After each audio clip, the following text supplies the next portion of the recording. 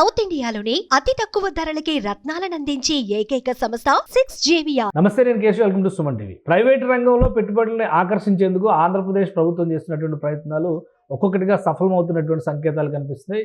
మరీ ముఖ్యంగా రిలయన్స్ గ్రూప్కి చెందినటువంటి అనిల్ అంబానీ గ్రూపు ఇప్పుడు ఆంధ్రప్రదేశ్ పైన ఆసక్తి చూపిస్తోంది. ఏపీలో దాదాపుగా 25,000 కోట్ల రూపాయలు పెట్టుబడులు పెట్టేటువంటి ప్రతిపాదనని గవర్నమెంట్ ముందర అనిల్ అంబానీ ఉంచినట్టుగా తెలుస్తుంది. దీని సారాంశం ఏంటి, దీనివల్ల కలిగేటువంటి ప్రయోజనాలు ఏంటి, ఒకసారి విశ్లేషించేటువంటి ప్రయత్నం చేద్దాం. మనతో పాటు అనలిస్ట్ సుబ్రహ్మణ్యం గారు ఉన్నారు. సుబ్రహ్మణ్యం గారు నమస్కారం. నమస్కారం సార్. ఈ ప్రాజెక్టులకు సంబంధించి రాష్ట్ర ప్రభుత్వం కావచ్చు, కేంద్ర ప్రభుత్వం కావచ్చు, ఎవరి ప్రయత్నాలు వాళ్ళు చేస్తూ వస్తున్న తరుణంలో ఎక్కువగా రెన్యూవబుల్ ఎనర్జీ చుట్టూనే నడుస్తుంది వ్యవహారం అంతా. ఇప్పుడు అనిల్ అంబానీ రిలయన్స్ గ్రూప్ కూడా, అంటే రిలయన్స్ 2 గ్రూపులుగా మారింది కాబట్టి ముఖేష్ అంబానీది పెద్ద గ్రూపు, ఈయన చిన్న గ్రూపు. సో ఇప్పుడు ఈయన ఇన్వెస్ట్మెంట్స్ పెట్టేటువంటి క్రమంలో ఆంధ్రప్రదేశ్ని ఒక ప్రధాన లక్ష్యంగా ఎంచుకుంటున్నారు అనేది సారాంశం. ఏంటి అసలు ఈ ప్రయత్నాలు వెనుక ఉన్నటువంటి కారణం ఏంటి, ఎక్కడ ఆయన ఏం పెట్టాలనుకున్నారు, ఏ పరిశ్రమల ద్వారా ఏపీలో ఫోకస్ చేయాలనుకుంటున్నారు? మీరు ఇప్పుడు మొదటి నుంచి చూసినారంటే సార్, ఆంధ్రప్రదేశ్లో ప్రత్యేకించి కూటమి ప్రభుత్వం వచ్చిన తర్వాత ఎక్కువగా మనం వినపడుతున్నటువంటి మాట ఏంటంటే రెన్యూబుల్ ఎనర్జీ, అంటే న్యాచురల్ రిసోర్సెస్ నుంచి పవర్ని క్రియేట్ చేయడం.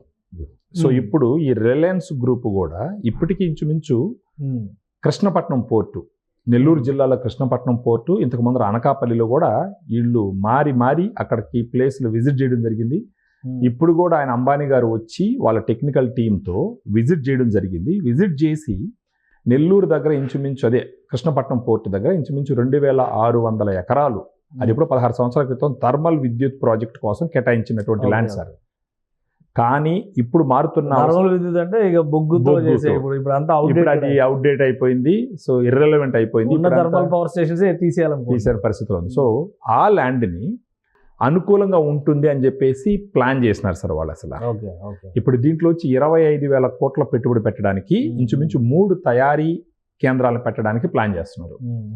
దాంట్లో ఒకటి ఏంటంటే సోలార్ వేపర్. ఈ సోలార్ వేపర్లు ఏం చేస్తారంటే సార్, సూర్యశక్తిని ఉపయోగించి నీళ్ళని వాయువుగా మారుస్తారు, ఆ తర్వాత మళ్ళీ నీళ్లుగా మారుస్తారు. దానివల్ల ఏమవుతుందంటే ప్యూర్ వాటర్ వస్తుంది, అది సోలార్ వేపర్. ఇంకోటి వచ్చేసి సోలార్ సెల్స్. ఈ సెమీ కండక్టర్స్ ద్వారా సూర్యరశ్మిని వాడి ఎలక్ట్రిసిటీని ప్రొడ్యూస్ చేస్తారు. ఇంకోటి వచ్చి మాడ్యూల్స్ అంటే ప్యానల్స్ ఉంటాయి కదా సార్, ఇప్పుడు మనం చూస్తూ ఉంటాం అక్కడ సోలార్ ప్యానల్స్. ఈ మూడిటి పెడుతూ తర్వాత ఎనర్జీని స్టోర్ చేసే బ్యాటరీస్ సంస్థ కూడా పెట్టేదానికి ప్లాన్ చేస్తున్నారు. ఇక్కడ ఎందుకు ప్లాన్ చేస్తున్నారంటే కృష్ణపట్నం పోర్టు దగ్గర ఉండడం, సముద్రం దగ్గర ఉండడం, దీనికి కావలసిన ముడి సరుకు కూడా అక్కడే దొరికేటటువంటి పరిస్థితులు ఉండడం వల్ల ఈ ప్లేస్ని చూజ్ చేసుకోవడం జరిగింది. గవర్నమెంట్కి కూడా వాళ్ళు ప్రతిపాదించినారు అన్నది ఒక ఇన్ఫర్మేషన్ సార్. సో ఖచ్చితంగా ఇప్పుడు అంటే ఈ ప్రతిపాదనలో ఇవన్నీ బాగానే ఉన్నాయి, కానీ ఒక డౌట్ ఏంటంటే అనిల్ అంబానీ గారు బాగా దెబ్బతిన్నారు ఆర్థికంగా. ఇది చూస్తేనే 25,000 కోట్లు లెక్క చెప్తున్నారు. ఆయన ఇప్పుడు ఆయనే అప్పుల మీద ఆధారపడతారనేటువంటి ప్రచారం జరుగుతుంది. నిజంగా అంత సామర్థ్యం ఉందా, లేదా ఇన్వెస్టర్స్ వేరే ఏమన్నా ఉన్నారా? అనిల్ అంబానీ గారిని నమ్మి 2,600 ఎకరాల భూములను ఇచ్చేటువంటి పరిస్థితి ఈరోజు రాష్ట్రంలో ఉందా? 25,000 కోట్లు పెట్టుబడి పెడతానని ముందరకు వచ్చినారు కదా సార్. వచ్చినారంటే ఏదో ఒక బ్యాకప్ లేనిదే రారు కదా జనరల్గా. సో ఫైనాన్షియల్ డిపిఆర్ చెక్ చేసుకోవాల్సి ఉంటుంది. ఖచ్చితంగా చెక్ చేసుకుంటారు. మన గవర్నమెంట్ అన్ని చూసుకున్న తర్వాతనే హ్యాండ్ ఓవర్ చేస్తారు కదా సార్. ఇప్పుడు ఆ నేల అయితే బాగుంటుందని చెప్పేసి వాళ్ళు పోయి ఇప్పుడు ప్రతిపాదించడానికి రెడీగా ఉన్నారు గవర్నమెంట్తో. సో ఖచ్చితంగా అది లీగల్ టీం ఉంటుంది, ఆ లీగల్ టీం అంతా చెక్ చేసే ఖచ్చితంగా చేస్తారు అది. కానీ ఇక్కడ మనం గమనించాల్సింది ఏంటంటే సార్, ప్రత్యేకించి నెల్లూరు జిల్లాకి చుట్టుపక్కల రీసెంట్గా మోదీ గారు వైజాగ్ వచ్చినప్పుడు క్రిస్ సిటీ అని చెప్పేసి ఒకటి ఇనాగ్రేషన్ చేసినారు కృష్ణపట్నం. ఆ దారి పొడుగు దాంట్లో ప్రాజెక్టే ఇది. సో ఆ దారి కూడా ఇండస్ట్రియల్ కారిడార్ లో వచ్చే ఇండస్ట్రియల్ పార్క్ కింద చూడాల్సి ఉంటుంది. ఖచ్చితంగా అలాగే చూడాల్సి ఉంటుంది. ఇప్పుడు కృష్ణపట్నం పోర్ట్ నుంచి ఇది ఈ కృష్ణపట్నం పోర్ట్ రోడ్ అనేది చెన్నై బెంగళూరు ఇండస్ట్రియల్ కారిడార్కి అనుసంధానంగా ఉన్నటువంటి ప్రాజెక్ట్ ఇది. సో ఇక్కడ ఈ ల్యాండ్ 2,600 ఎకరాలు తీసుకొని గాన దీనికి సంబంధించి రెన్యూబుల్ ఎనర్జీ ప్లాంట్లు గాన పెడితే గనక ఖచ్చితంగా ఎంతోమందికి ఉద్యోగులు వచ్చే అవకాశం ఉండదు. అండ్ రెన్యూబుల్ ఎనర్జీ అంటే ఫ్యూచర్ కదా సార్. సో ఖచ్చితంగా ఇంకోటి, రేపు వీళ్ళు ఈ ప్రొడక్ట్స్ తయారు చేస్తే వాళ్ళు ఎక్స్పోర్ట్ చేసుకోవడానికి కూడా రామాయపట్నం పోర్టు దగ్గర ఉంది, కృష్ణపట్నం పోర్టు దగ్గర ఉంది. సో వీటన్నిటిని రోడ్డు కనెక్టివిటీ కూడా దగ్గరగా ఉంది. ఇప్పుడు ఈ పోర్ట్ రోడ్ వేస్తారు కాబట్టి కృష్ణపట్నం, అది సాగరమాల రోడ్ వేస్తారు కాబట్టి. సో వీటన్నిటిని కన్సిడర్ చేసుకొని చేస్తున్నటువంటి ప్రయత్నంగా చూడాలి దీన్ని. ఇప్పుడు నెల్లూరు కాడ చూసినారంటే సార్, మీరు ఇప్పుడు రామాయపట్నం దగ్గర వచ్చేసి బీపీసీఎల్ అని, తర్వాత ఇప్పుడు ఆరామ్కో ఒకటి వచ్చే అవకాశం ఉందని చెప్పేసి, ఇప్పుడు రిలయన్స్ వాళ్ళు 25,000 కోట్ల పెట్టుబడి పెడతారని చెప్పేసి, ఆ క్రిస్ సిటీ అని చెప్పేసి దాని చుట్టుపక్కల ఎన్నో ప్రాజెక్టులు వచ్చేదానికి ఒక అవకాశం, అటుపక్క శ్రీ సిటీ, సో ఇటుపక్క నాయుడుపేట దగ్గర వచ్చేసి ఒక మ్యానుఫ్యాక్చరింగ్ హబ్ లాగా ఫుల్ మ్యానుఫ్యాక్చరింగ్ హబ్గా తయారయ్యేటువంటి అవకాశం.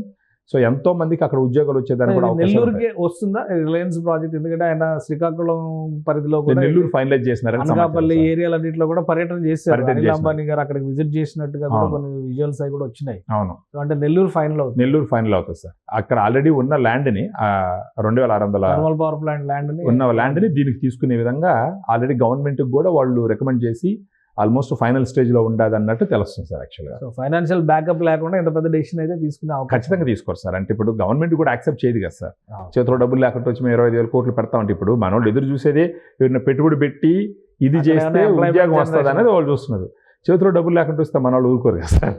అవన్నీ చెక్ చేసుకుంటారు. మరీ అంత ఇదే ఉండదు. కాకపోతే అక్కడ ఏమైందంటే వాళ్ళ అన్నతో పోలిస్తే దెబ్బతిన్నాడే కానీ, బట్ అదర్వైజ్ ఆయన పూర్తిగా రోడ్డు మీద ఉండే పరిస్థితి ఉండదు కదా సార్. అదే. సో ఖచ్చితంగా దీన్ని ఒక పాజిటివ్ పాయింట్ గా చూడాలి మనం. సో మళ్ళీ అనిల్ అంబానీ కూడా రివైవ్ అవ్వడానికి ఆంధ్రప్రదేశ్ మ్యూచువల్ గా కూడా ఉపయోగపడుతుంది. ఆంధ్రప్రదేశ్ ఎలా రివైవ్ అవుతుందో అనిల్ అంబానీ కూడా రివైవ్ అవ్వడానికి ఒక ఖచ్చితంగా అవకాశం ఉంటుంది. విన్ విన్ సిచ్యువేషన్ గా ఖచ్చితంగా చూడొచ్చు. అందులో రెన్యూబుల్ ఎనర్జీలో అటుపక్క కర్నూలు దగ్గర, ఇటుపక్క నెల్లూరు దగ్గర, మళ్ళీ వైజాగ్ దగ్గర, కాకినాడ, వీటన్నిటిలో చూడడం అనేది ఒక గొప్ప పరిణామంగా చూడొచ్చు మనం actual. Right. Thank you Subrahmanyam గారు. ఇది అనిల్ అంబానీ గ్రూప్ రిలయన్స్ తరఫున మరోసారి తన పునరుజ్జీవన ప్రయత్నాల్లో భాగంగా ఆంధ్రప్రదేశ్లో కూడా కీలకమైనటువంటి పెట్టుబడులు పెట్టాలనేటువంటి నిర్ణయం తీసుకుంది. ఆంధ్రప్రదేశ్లో వివిధ ప్రాంతాల్లో పర్యటించిన తర్వాత అనిల్ అంబానీ టీం నేరుగా నెల్లూరు జిల్లా కృష్ణపట్నం పరిధిలో ఈ సోలార్ పవర్ ప్రాజెక్ట్ని టేకప్ చేయాలనేటువంటి ఆలోచన చేసింది. 3 దశలుగా చేసేటువంటి 3 ప్రాజెక్టుల ఇన్వెస్ట్మెంట్ అంటే దాదాపు 25,000 కోట్ల రూపాయల వరకు ఉంటుంది. దీనికి సంబంధించినటువంటి ప్రతిపాదనని, ఫుల్ డిపిఆర్ని, ఫైనాన్షియల్ డిపిఆర్ని కూడా ఆంధ్రప్రదేశ్ గవర్నమెంట్కి సమర్పించినట్టుగా తెలుస్తుంది. ఏపీ గవర్నమెంట్ తీసుకునేటువంటి నిర్ణయాన్ని బట్టి నెల్లూరు జిల్లా, ఉమ్మడి నెల్లూరు జిల్లా పరిధిలో మరొకసారి ఒక పెద్ద ప్రాజెక్టు, ఎంప్లాయ్మెంట్ జనరేషన్కి అవకాశాలు ఉన్నటువంటి ప్రాజెక్టు వస్తున్నట్టుగా కనిపిస్తుందని విశ్లేషిస్తున్నారు సుబ్రహ్మణ్యం గారు. ఇది special discussion. Keep watching. Suman టీవీలో మీ పర్సనల్ అండ్ బిజినెస్ ప్రమోషన్స్ కోసం కింది నెంబర్కి కాంటాక్ట్ చేయండి.